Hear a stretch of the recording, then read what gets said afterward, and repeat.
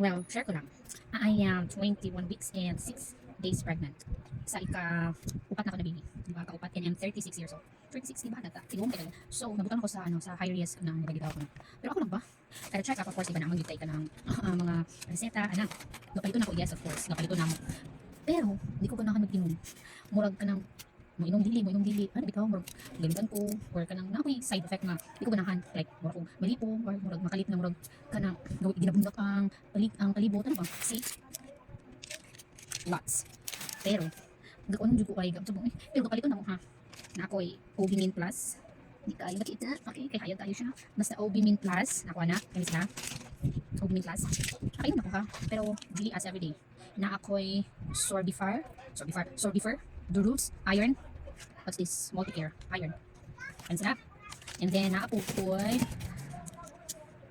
Quattrofol, kaniya, naapo ko'y, actually, katong first na ako nakita, ano ba, tulo ba to sila, mo sa likas na ako ng ano, nga reseta, kani sila mo, kani nga set na po, is mo ni katong sa first na ako nga reseta, mama, sin, like, sa first try na ako na, admit jud po, kayo, walay, himo ang babae ko, disirat sud ka, kasi ubusan ako ang potassium, ubusan ko ang iron, iron, no, ubusan akong potassium ug calcium that time, napukoy hemari, iron plus multivitamins, na ako'y, no, ay labot, para sa suka, Avomir, pero, oo, nakatapong din siya, ang Avomir, pero, dili kanya ipasuka, pero pag nagkatong time na pag magsuka ng pagkuda yun, kaya murang mawala na siguro yung effect, suka pudanan, di ba? And then, ako ko katong pangkakapit, kaya talaga na-admit ko, so I have this one, so yun siya, the fast one, yeah.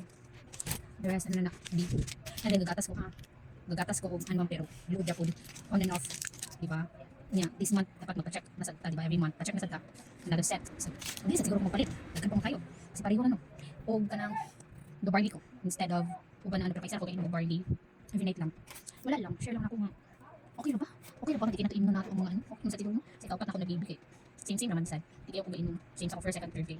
Pero this time ko lang kaupat na ako na baby is lahi ang mga side effect or lahi ang kanang ako ang kato-feel or let's say mga morning sickness or what. Lahi compare sa first, second, third. Mo lang. Share ko lang.